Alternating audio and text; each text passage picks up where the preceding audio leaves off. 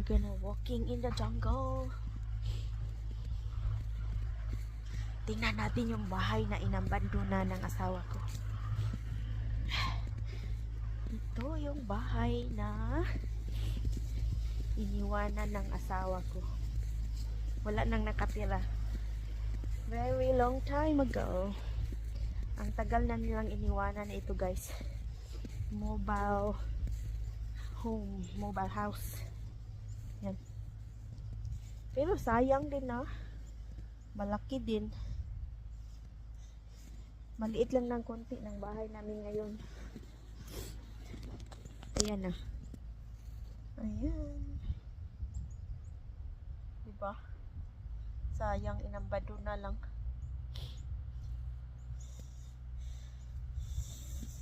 Yeah. Ayan guys, walang nakatira niyan.